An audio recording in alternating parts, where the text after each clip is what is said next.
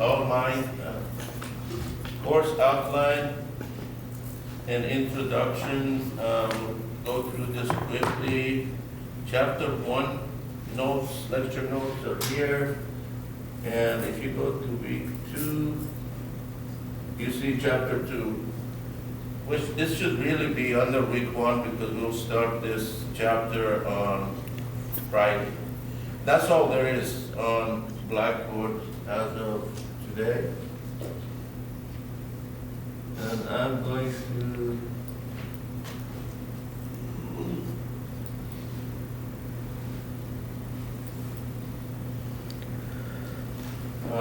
use the files that you have are all PDF, but I also have my notes in PowerPoint, so I'll be using those.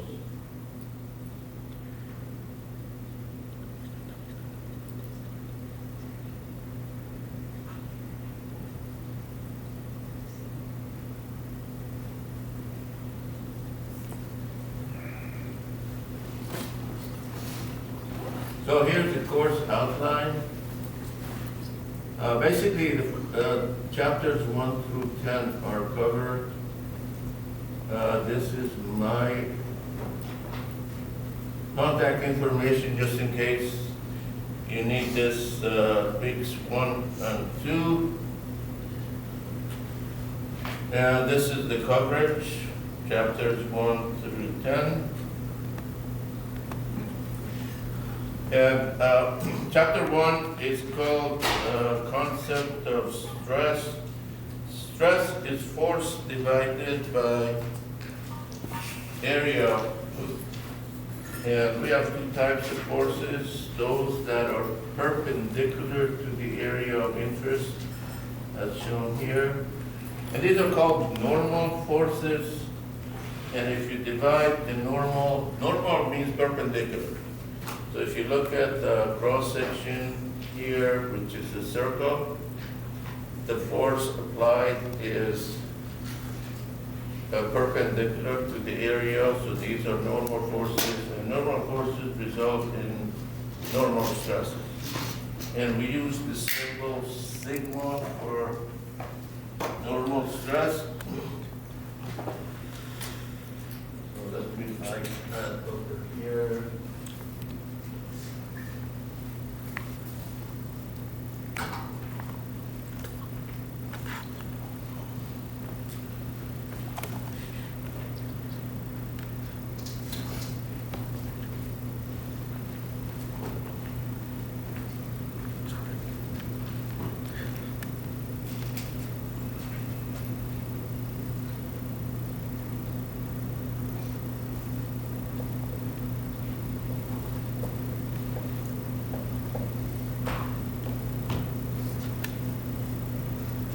Use the symbol sigma for it, and that means force over normal force divided by area. So P here stands for this force here, which is obviously compressive.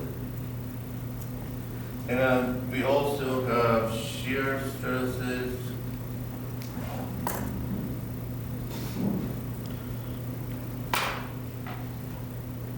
And we use the symbol tau for that.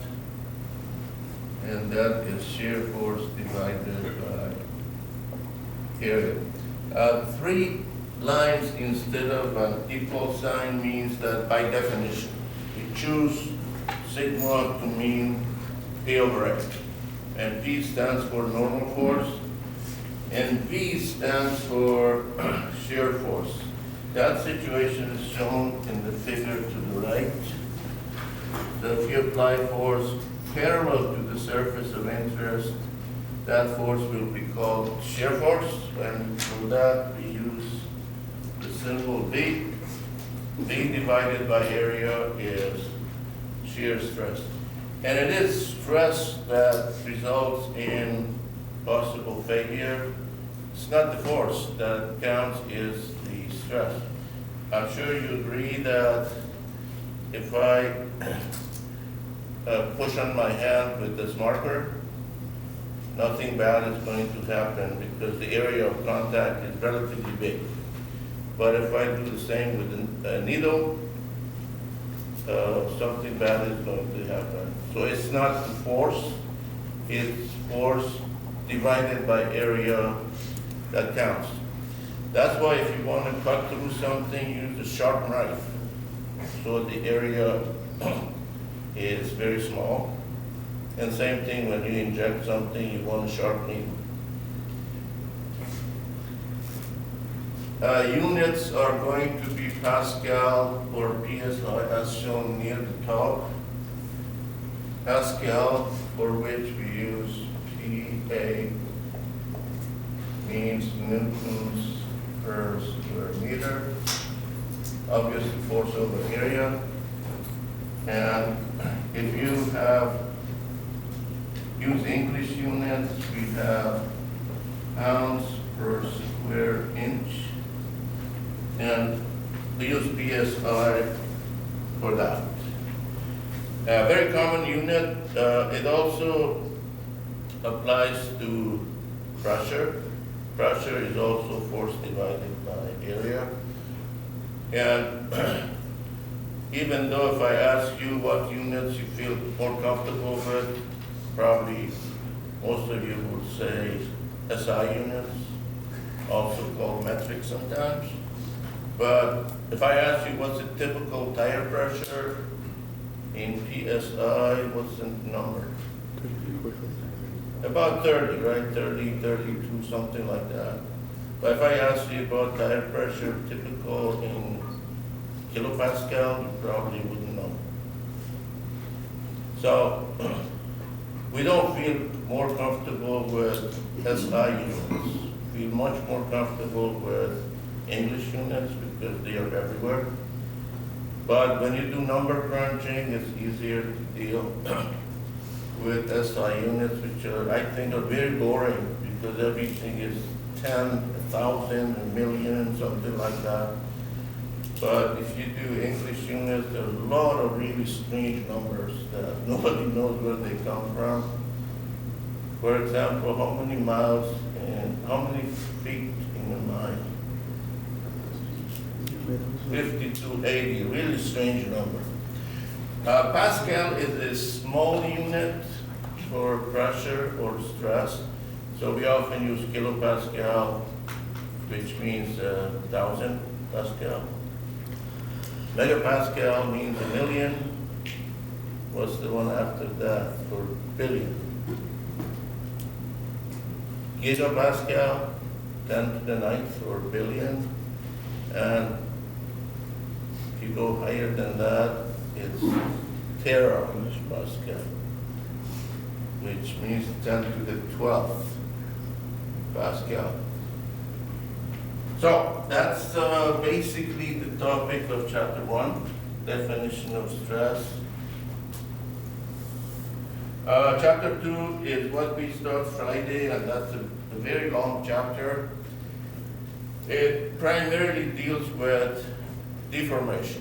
If you pull on a piece of steel as an example, as indicated here, we have two forces, P to the left and P to the right, so clearly we have a force balance, but we are going to have tension in this material, P over A. A stands for cross-sectional area. But as a result of this, we are also going to have deformations which are usually extremely small and not visible. But we exaggerate them so our figures look better. We use the symbol delta for elongation. And if you divide that by the original length L, that by definition is normal strain. We use the symbol epsilon for that. So stress and strain are not the same thing. Stress is what we do to a piece of steel, for example, and strain is how it responds, deforms.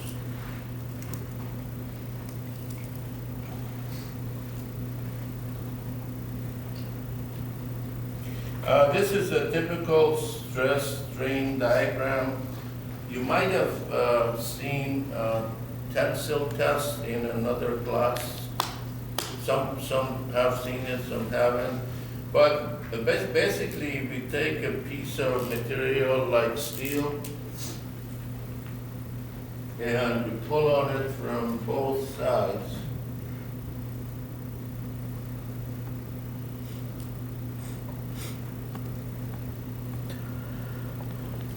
And it's going to deform and gets a little bit longer. So this is deformation delta. Sigma will be P over A. A means cross-sectional area, like that. Epsilon is delta divided by L. And we keep increasing the force. The elongation gets bigger too. And we keep doing this until this sample breaks. And we plot sigma versus epsilon. And we get a figure like this. Much more detail about this on Friday. So at point E, here we have fracture or failure. So this is normal stress sigma, this is epsilon. What are the units of epsilon?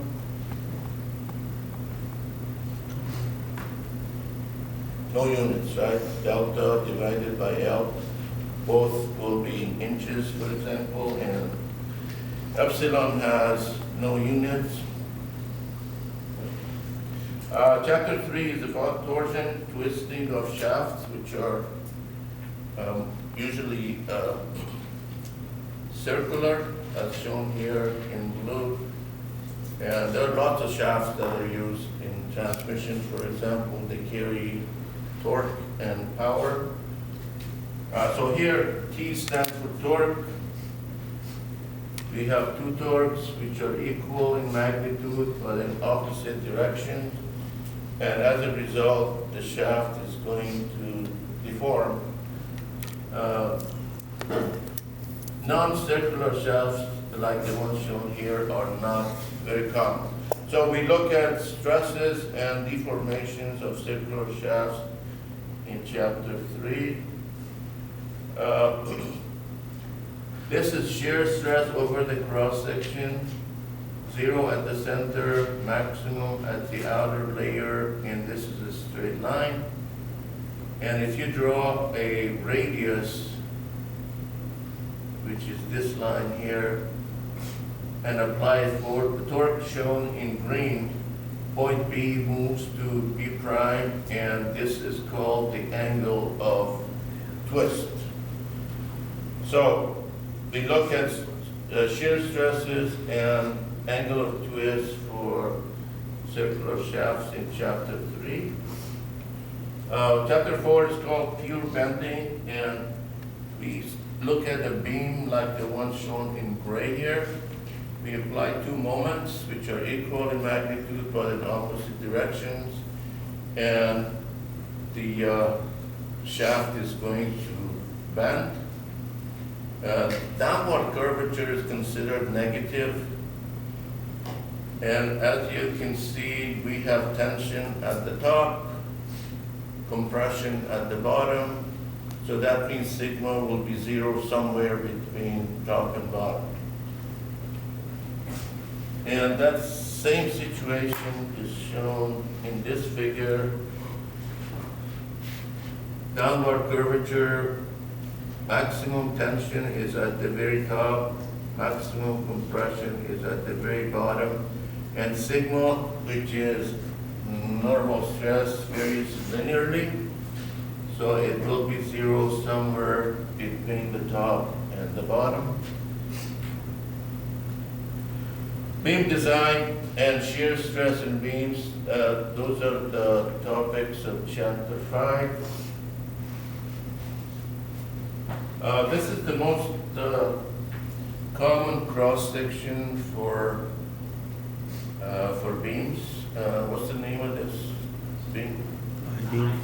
I-beam, because the cross-section looks like the uppercase letter I, and we have pages and pages of tables in the back of your textbook that give you information about cross-sections. So there's a beam designation and lots of dimensions, moments of inertia, all of those, they come out of table.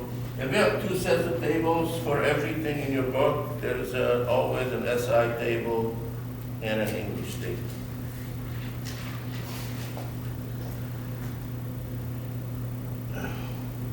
We look at shear stresses in beams, and the beam shown here has a name. What's the name of this beam? Which is like a balcony sticking out of the wall here.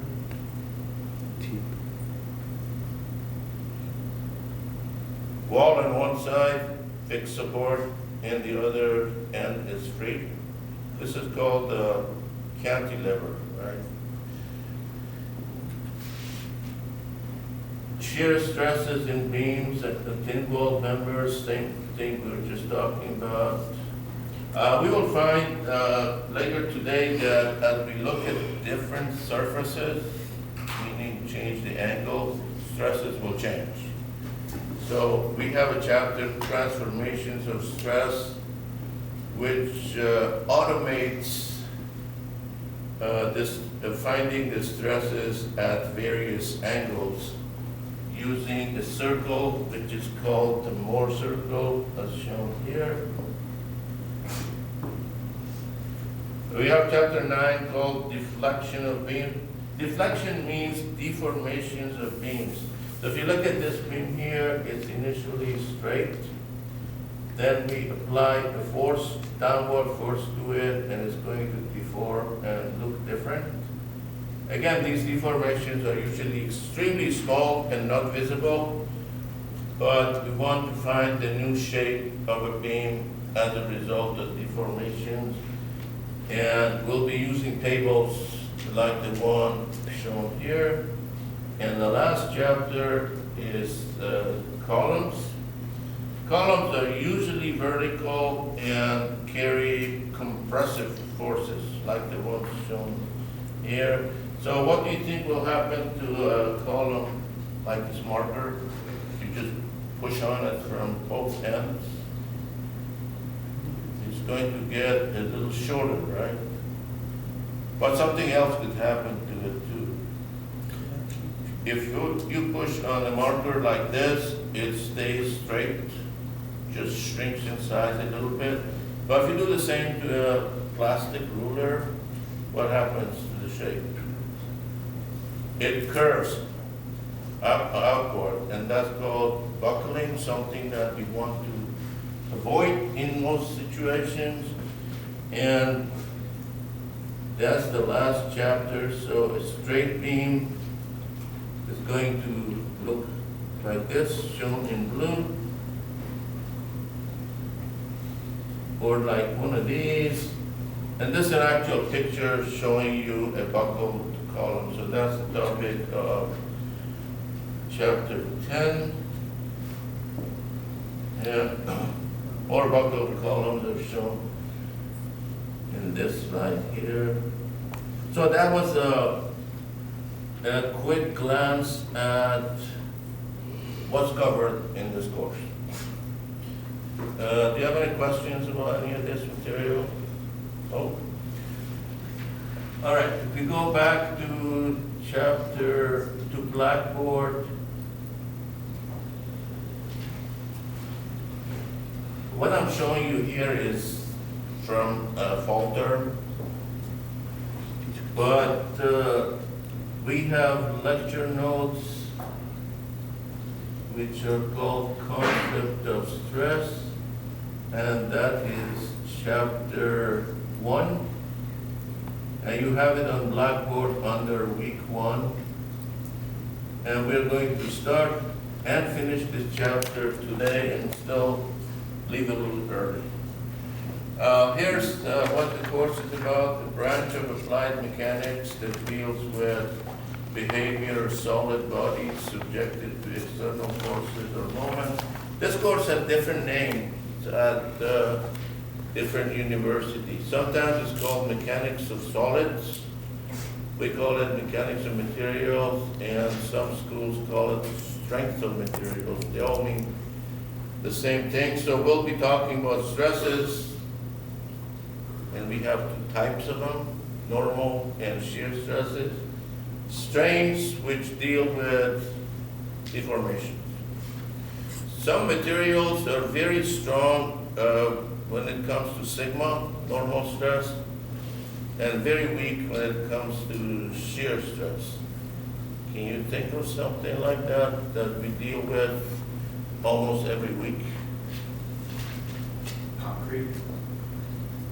Concrete is very strong in compression and a lot weaker in tension, but I was thinking about paper, grocery bags. You know, you could put a lot of heavy stuff in them. If you hold them from both sides and lift them, they don't break usually. But you could easily use your finger to rip them, right? Very weak when it comes to shear stress, but quite strong when it comes to tension, normal stress.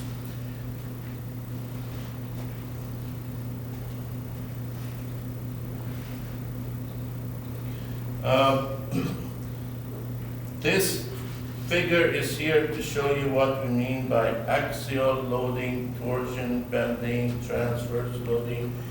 Here, when you look at these forces, there is one here, two here, and two here. They are all along the axis of the rod. So those are axial forces. And that's the topic of chapter 2, axial loading. Can you guess what hips means? I don't use that, but your book does.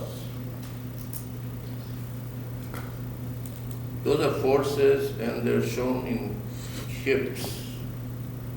That's short for kilopounds. So 22 kips means 22,000 pounds. And chapter 3, which was torsion, is shown here in yellow. Twisting of the shaft. This is bending. Again, we are using an example, which is a cantilever, fixed support here like the wall, free end here. If you push down at this corner, this is going to curve downward.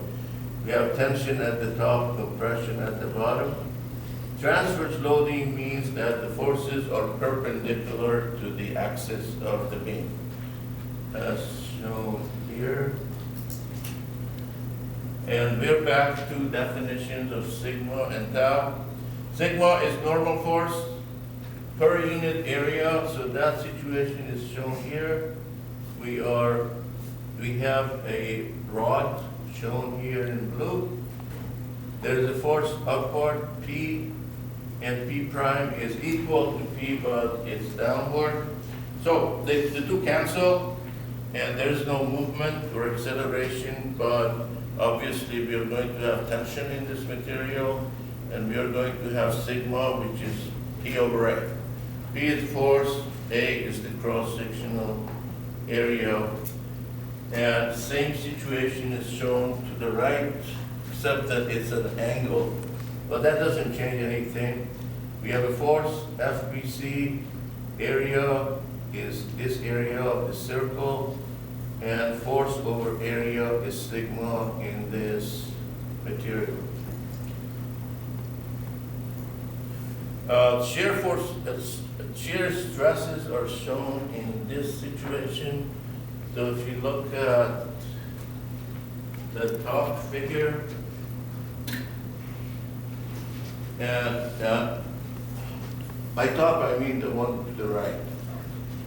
We have two plates that are connected to each other through a rivet or a bolt, and we are applying a force to the right and one to the left. And if we imagine a cut through the rivet, which is here, that.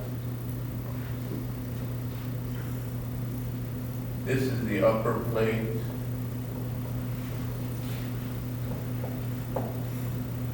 This is an imaginary cut through the rivet, and the forces are going to be, there's a force here,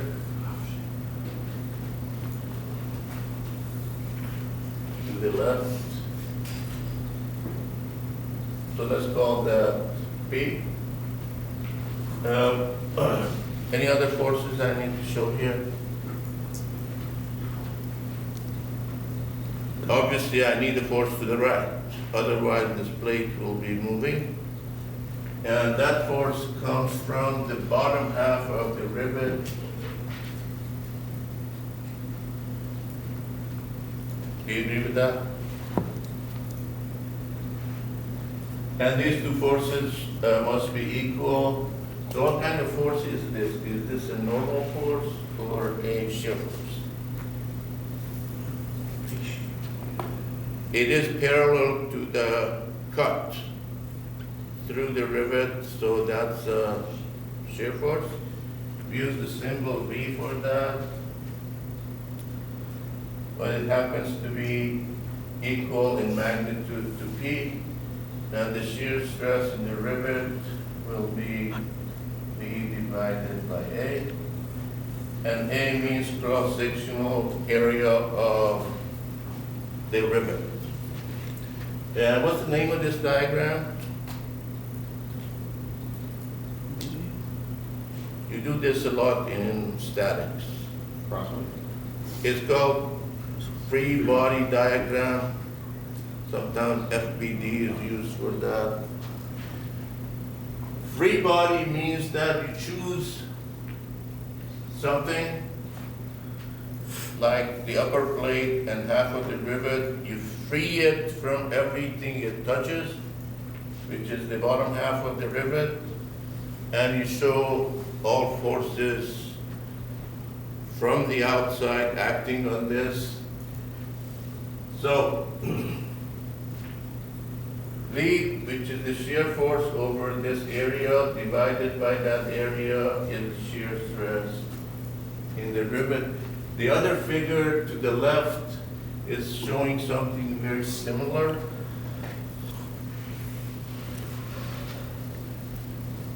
For example, if you look at the middle plate,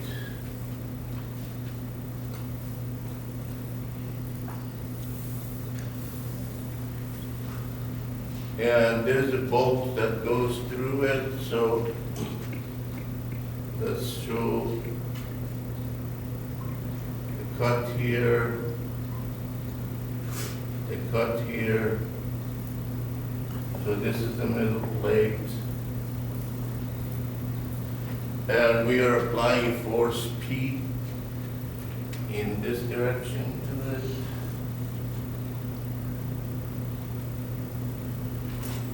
And there's going to be a V here and the same force here.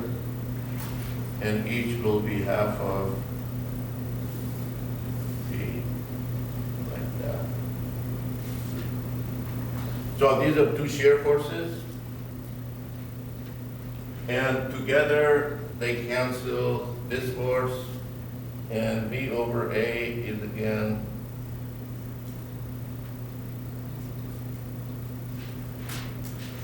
shear stress in the bolt.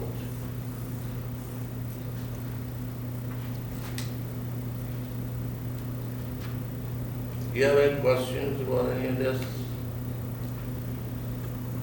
Goes without saying that there's a reason why statics is a prerequisite for this class.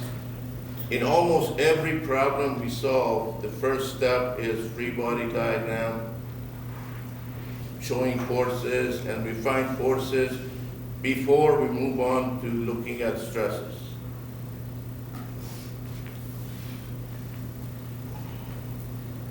There's also a so-called bearing stress defined. If you have a hole in a plate shown here in blue, and there's a bolt through it, and the bolt is pushing on the curved surface here.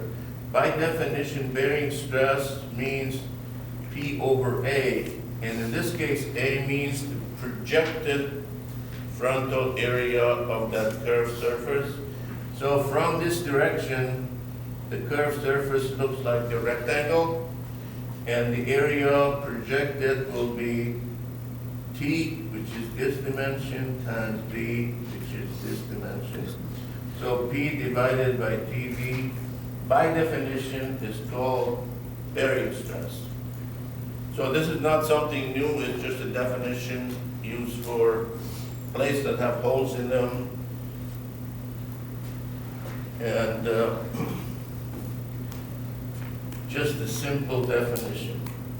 These are the units that we talked about earlier for both sigma and tau. Pascal, PSI, and Pascal is a very small unit of stress, so we often see numbers in megapascal, millions Pascal. And we talked about these. K means kilo, which is 1,000, M is mega, a million, and G is giga, that's a billion, or 10 to the 9th. And unit of English unit for sigma is PSI, that stands for pounds per square inch. Your book uses KSI to means thousands of PSI, and also uses kip, which means kilopounds. That's force, thousands of pounds. I want to emphasize that in this class we don't use feet, distances, dimensions. They are always in inches. And that automatically gives you the stresses in PSI. So every time we have a dimension expressed in feet, we must multiply by 12 to convert to inches before we crunch the numbers.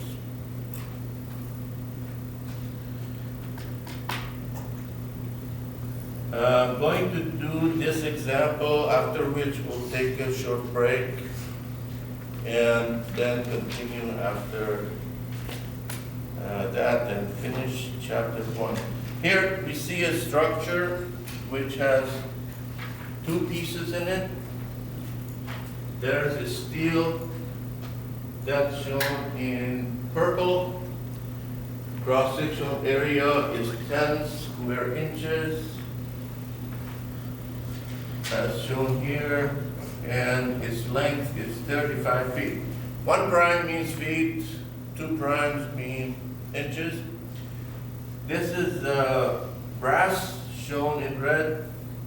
Cross-sectional area is 8 square inches and it's 20 feet long. And we are applying a 10,000 pound force at point C in the downward direction. This is the support at point A. And we're asked to find the normal stress, maximum normal stress in each material. As you can see, I have calculated the weight of each material. W stands for weight. In 99% of the problems that we do in this class, we neglect the weight of the materials because they are small. But what does small mean? How small is small for a force? Is 1 pound a small force? Or is it a big force?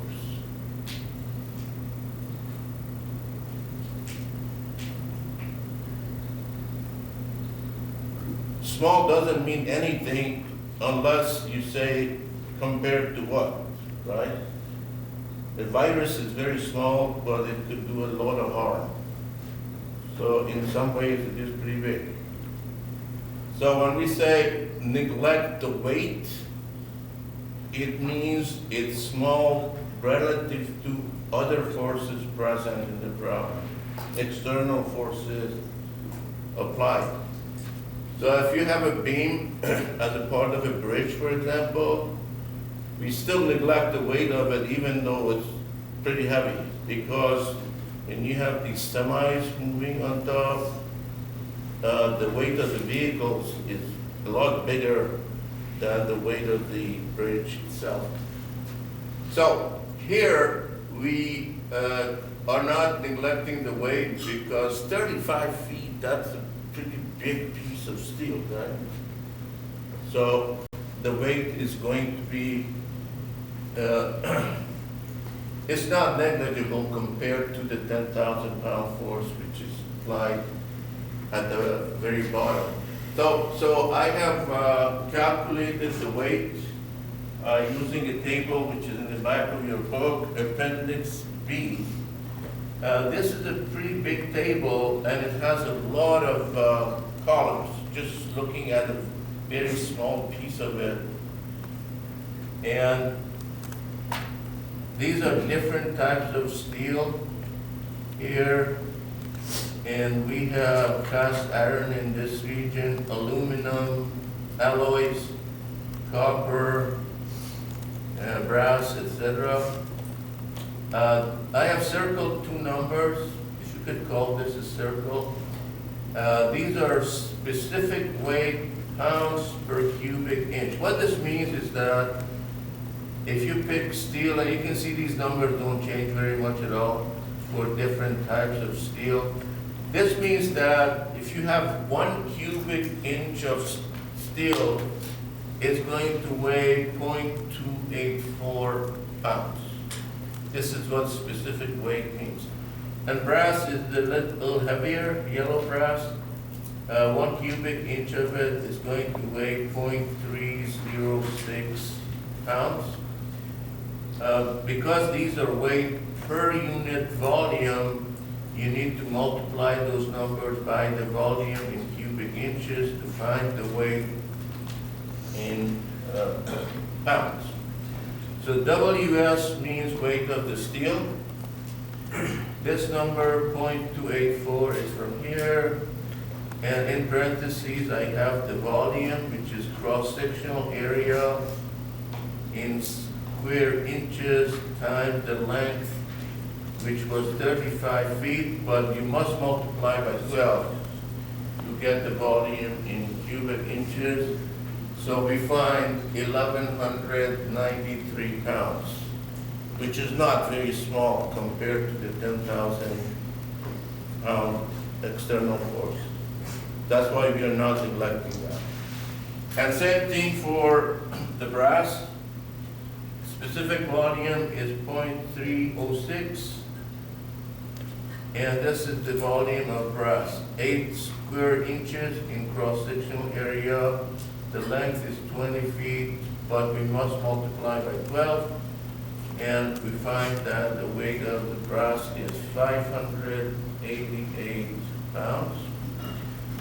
And then we must do free body diagrams for each material, because we are asked to find the maximum normal stress in each of the two materials. So let's do that for the brass.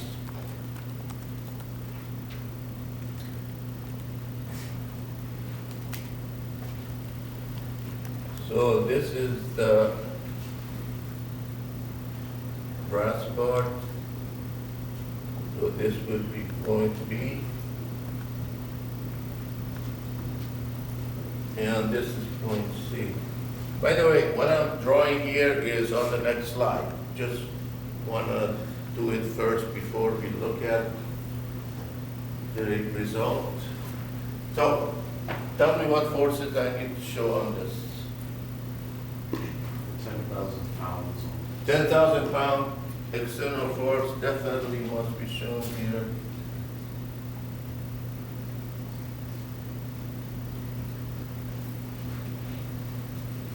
What else?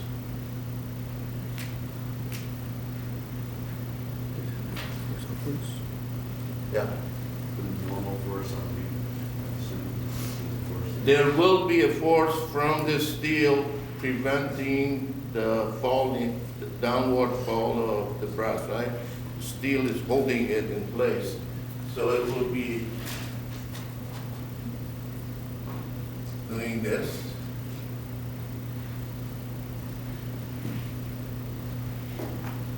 And the weight. We usually place the weight at the center of gravity, which would be in the middle.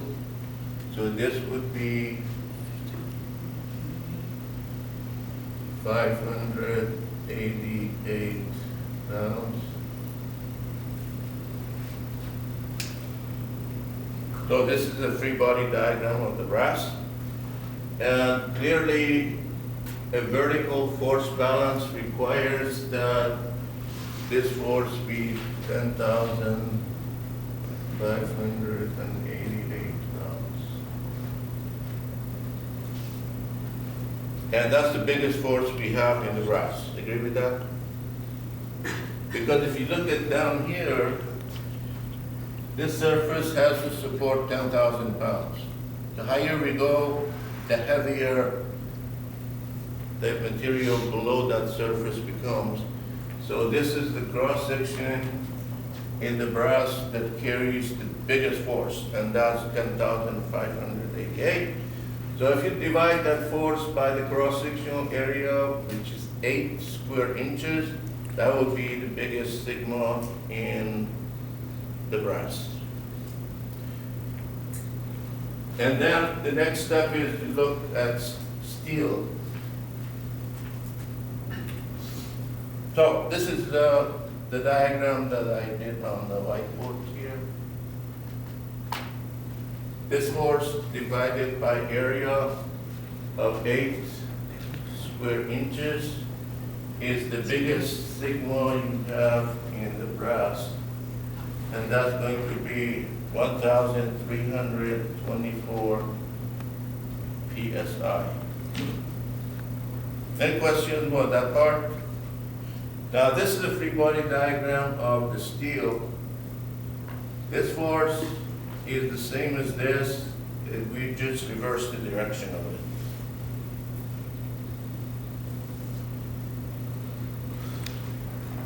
This is the weight of the steel, which is placed at the center of gravity.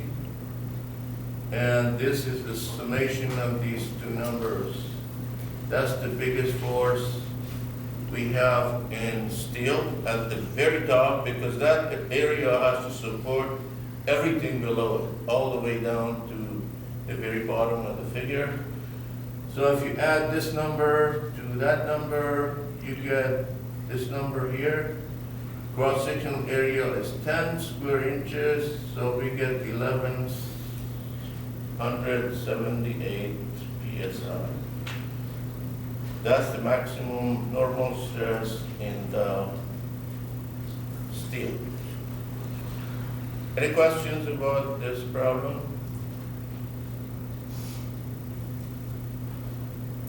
This is obviously an easy, simple statics problem. All we did was find forces from statics, divide them by the areas which were given. Typical mistake made in these type of problem is forgetting to convert from feet to inches. That happens a lot. So we're going to take a 10-minute break. Continue with another example in which we have a plate shown in red, and it's sitting on two supports, A on the left side, C on the right side, and we're applying a force of 25 kilonewton as shown in green. And these dimensions are 1.2 meters and 1.8. And the width of the support on the left side is 0.1 meter, 0.15 on the right side. And this is top view showing you the thickness of this plate into the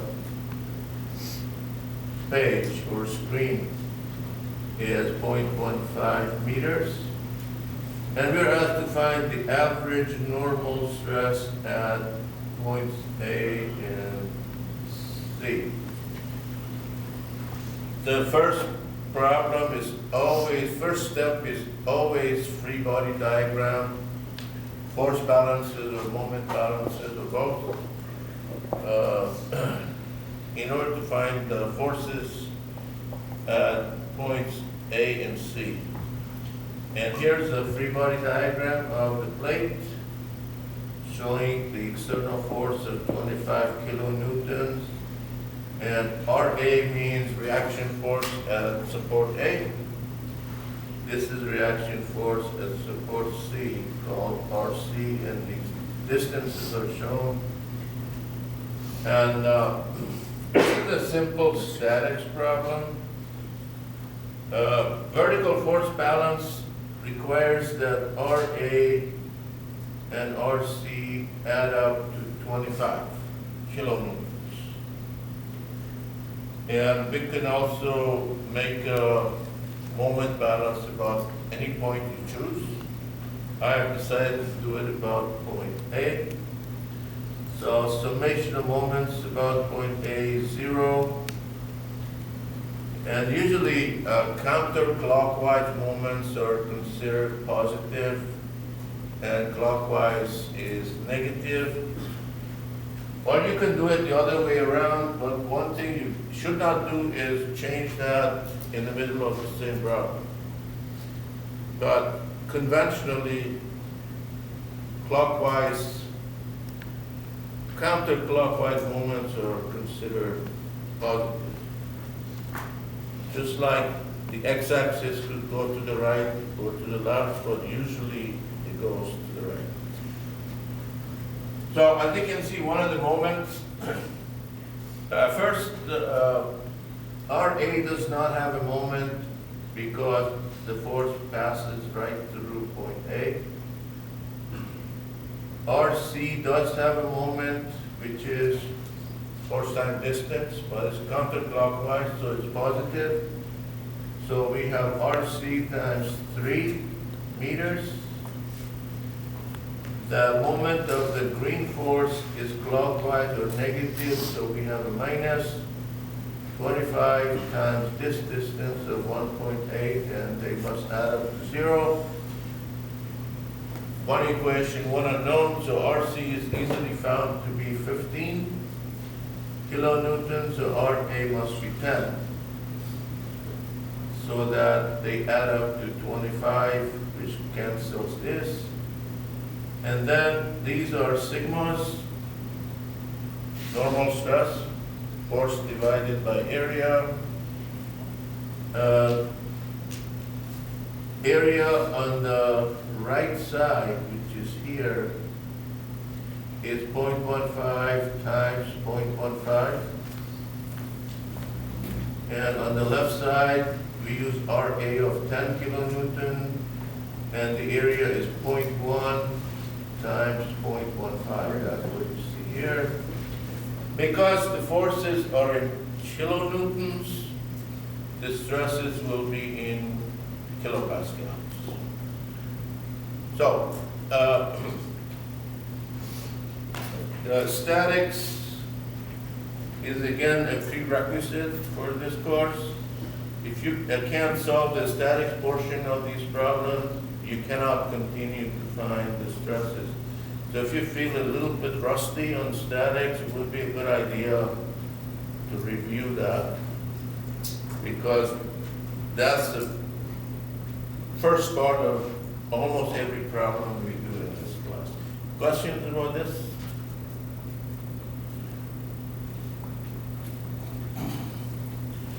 Here's yet another example in which we have two plates.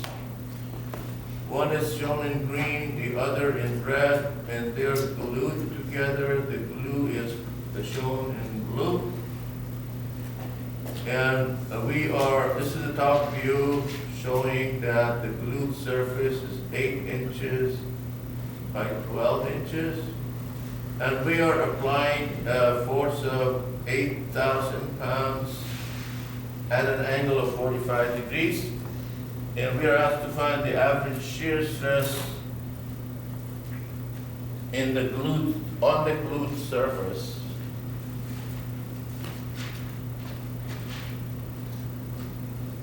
Just like before, we just need to do a free body diagram. So this is the top surface, top plate.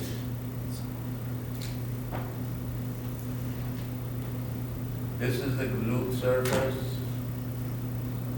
and here's the force P cosine of 45 degrees.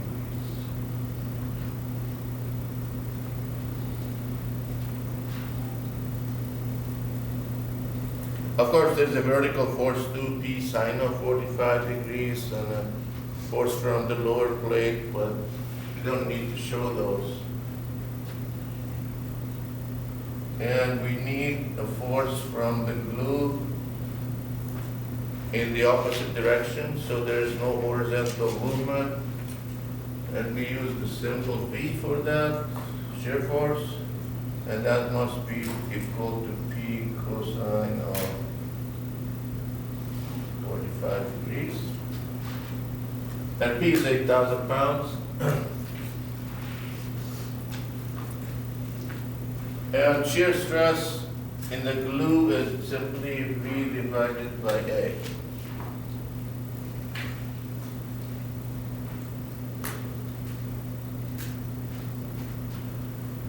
So V is going to be 8,000 cosine of 45 degrees, and area is 8 by 12. Those are both in inches, and the answer is 59 psi.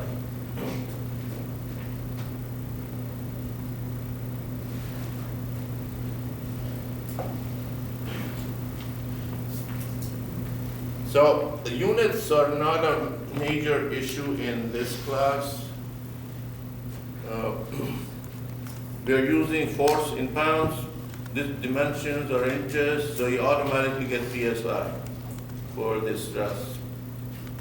You don't have to write them out and cross them off or anything like that. So if you are going to go to a store like Home Depot to buy glue, you want to make sure that it's good for a minimum of 59 PSI. They usually are a lot bigger than that, so they're safe. Questions about this? Again, there are vertical forces on that plate. I left them out because we just only wanted to find the shear stress, which would be shear force, that's the horizontal force divided by area. No questions?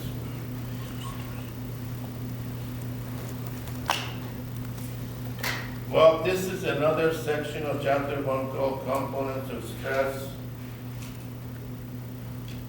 It is really simple, but it might appear a little bit more complicated than what we have been doing. You see a cube here of material, and there are obviously 6 faces, and this is our coordinate system shown here. This is X direction, Y direction, Z direction. If you look at any surface, such as the one on the right side, this surface, because this is a 3-dimensional problem, we could have forces in 3 directions. X direction, Y direction, Z direction. So they are shown here. This one results in normal stress because it's perpendicular to the surface of interest. So it results in sigma x because this is the x direction. The other 2 forces are parallel to the surface of interest, so they result in shear stresses of tau. and there's two of them, tau xy, tau xz. We must use two subscripts for shear stresses. The first one tells us that the surface we are looking at, which is the right surface of this, is perpendicular to the x-axis. So this is the x-axis here. And this surface is clearly perpendicular to the x-axis. So that makes the first subscript for both of these x. The second subscript shows us the direction of the arrow. This is the y direction, so this is tau xy, and this is the z direction, so that's tau xz. On the left face, which is hidden, we have the same arrows in the opposite direction.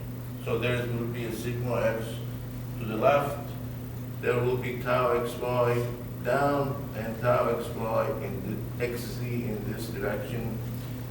If you look at the top one, top surface, this is sigma y, because this is the y direction. The first subscript on both of these arrows is y, because the surface we're looking at is perpendicular to the y axis. This arrow is in the x direction, and this is in the z direction. So that determines the second subscript. If you want forces, you take these stresses and multiply them by area, because stress is force divided by area. So on the next slide, all of those stresses have been multiplied by delta A, which is the area of one face of the cube. And this is the front view, meaning if you are looking in this direction, the cube is obviously going to look like a square. The forces that you will see are shown here. As you can see, we have an automatic force balance in all directions. For example, if there is sigma x times area here, which is in tension, we have the same thing on the opposite side, so they cancel each other. Same thing, this is sigma y here times delta is upward. We have the same thing downward on the bottom side, so they cancel out. If you have tau xy delta A here going up, we have the same thing here going down. So we have an automatic force balance, but do we have an automatic moment balance about the z-axis? This arrow here and this, those are two equal forces. One is up, one is down, so they form a couple, which has a moment in what direction?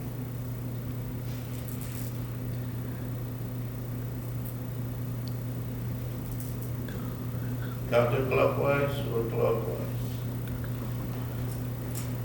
This direction, counterclockwise, but you can see this arrow and this one, they form another couple which has a moment in the opposite direction. And those must be equal, so they cancel out if we do not have any rotation.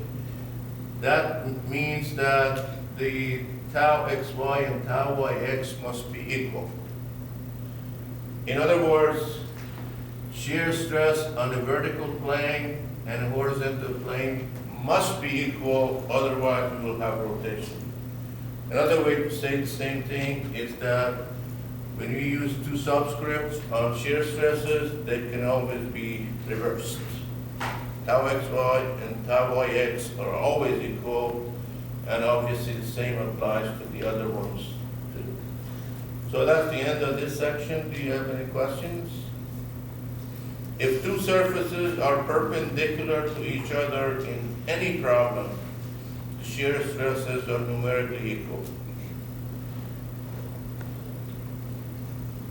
We're going to spend a few minutes on factor of safety, but let me ask you a question. If we use sigma u to be the maximum stress that you could apply before we have failure, and that stands for ultimate stress.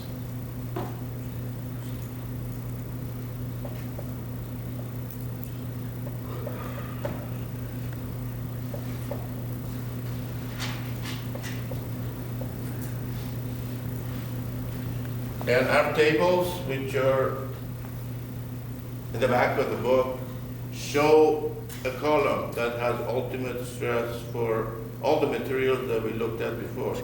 Different types of steel, aluminum, alloy, brass, etc. This is shown in megapascal or in millions of PSI.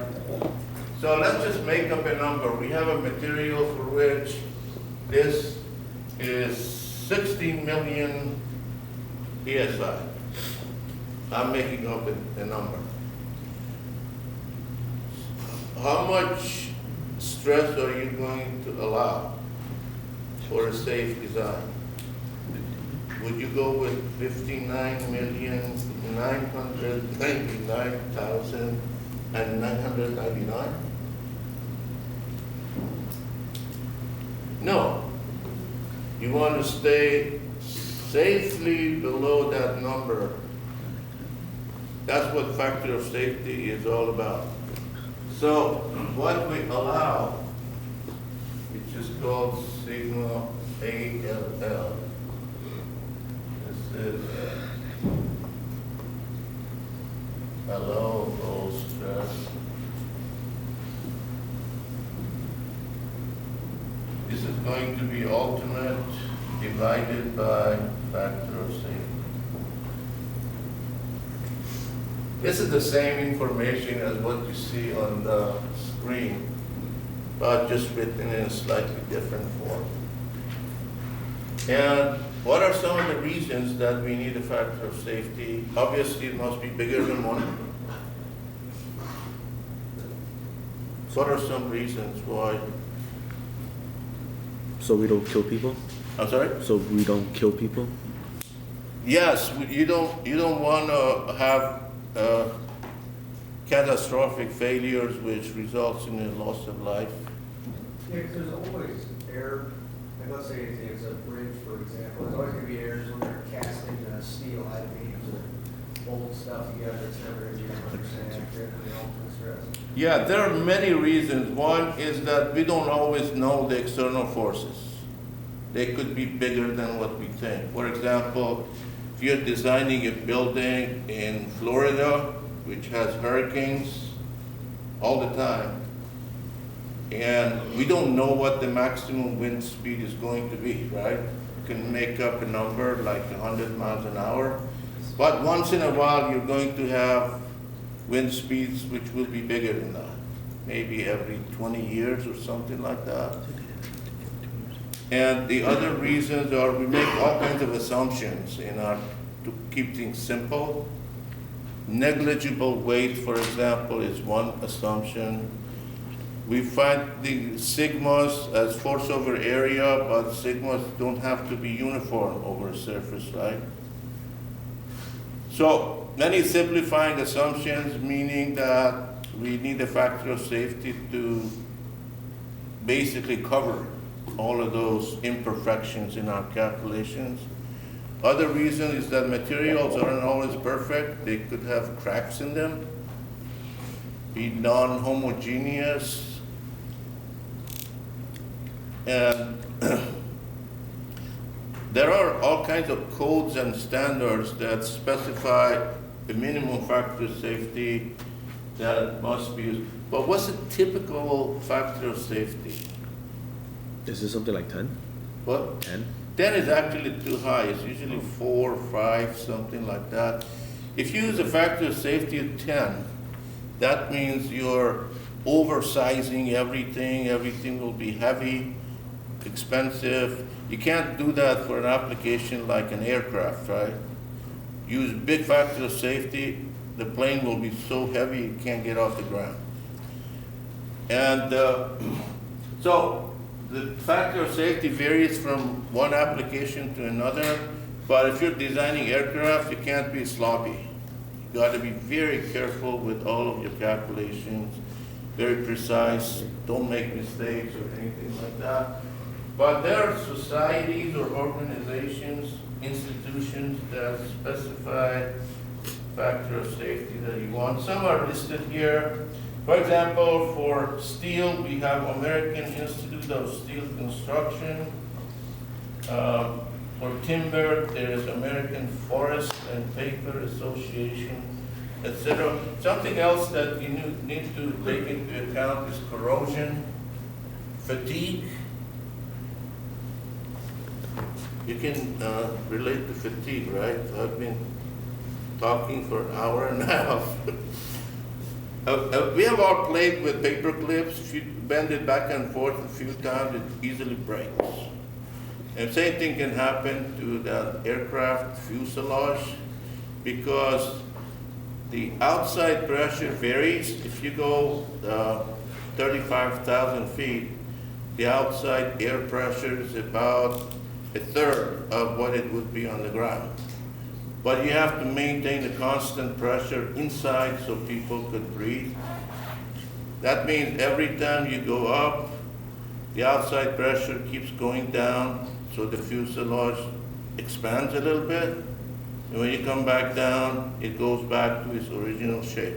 If you do this 4 or 5 times a day for 20 years, then you could have cracks in the fuselage, and so you need to inspect those. So that's something else that you need to consider. And here's the last piece of chapter 1.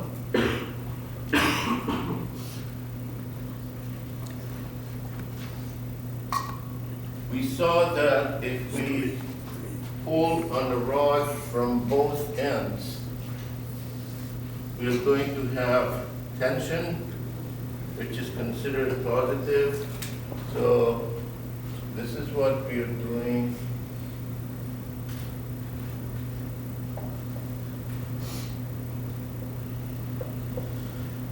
Here's a cut with an area A. And this is a free body diagram of the left side, or left half.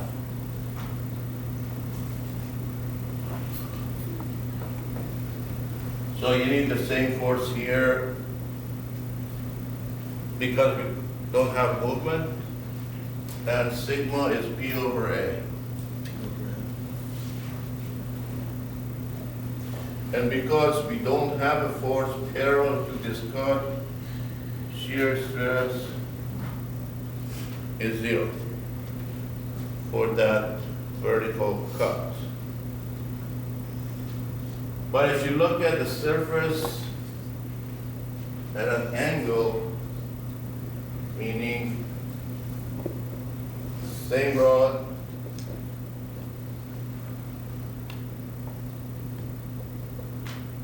this time we are looking at this oblique plane. And we make a free body diagram of the left piece.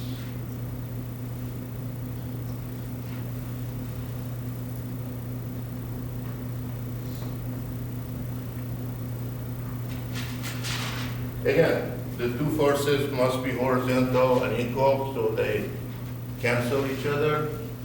So would you say this is a normal force, or is it a shear force? The force on the oblique plane on the right side.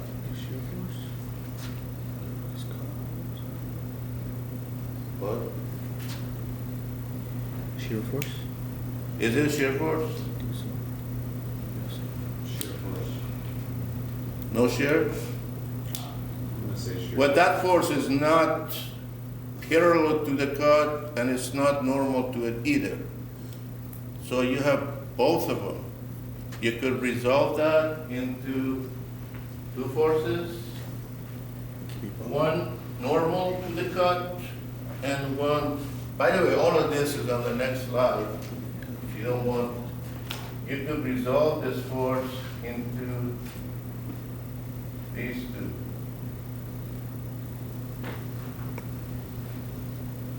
This will be a normal force and this will be a shear force. So we will have both normal stress sigma and shear stress tau on oblique flanks. So this situation is shown here. This force P has been resolved into F, which is a normal force, and Z, that's a shear force. The normal force will be P cosine of theta, and the shear force will be P sine of theta. But to find stresses, we must use the area of the oblique plane, which varies with the angle. So that's why it's called A theta. F divided by that is sigma, V divided by that is tau. Does this make sense? And the areas are A0 divided by cosine of theta in both equations. A0 means area, cross-sectional area when the angle is 0. So when this angle is 0, the area is the same as what we saw here. So this is sigma, this is tau. We have cosine of theta in two places. That's why this becomes P over A0 cosine squared of theta. And here we have a sine times cosine, and that's 1/2 sine of 2 times the angle. In other words, sine of 2 theta is 2 sine theta cosine theta. I'm sure you've seen this in trigonometry. So that becomes this.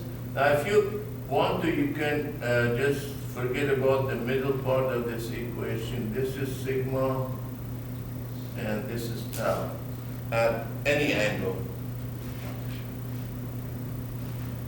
Maximum shear stress occurs when sine of 2 theta is equal to 1, right? Sine cannot be bigger than 1. And that happens when 2 theta is 90 degrees. That means theta is 45 degrees.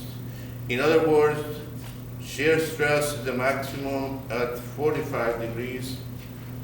And if you use that in this equation here, you find that cosine squared of 45 degrees is 1/2.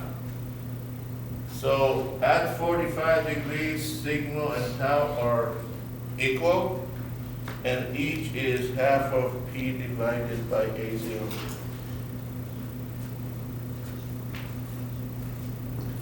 Do you have any questions about this?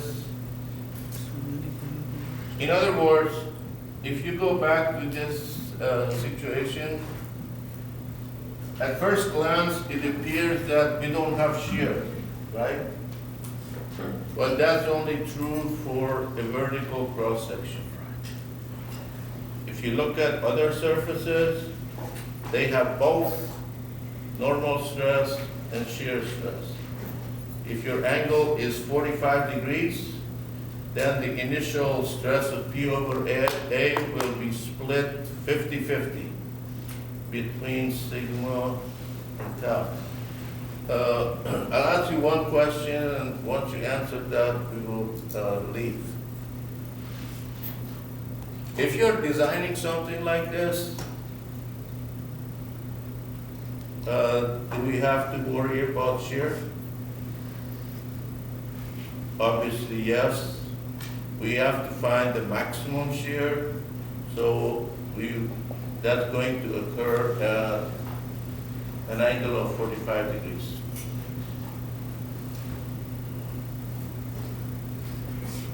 Promise this is the last question. If you don't want to have failure, you shouldn't have failure at what angle? What? At 45? You shouldn't have failure at any angle, right? So we have to look at all angles and make sure sigmas and taus both stay below the allowable values at all angles. Have a great rest of your day. I'll see you on Friday.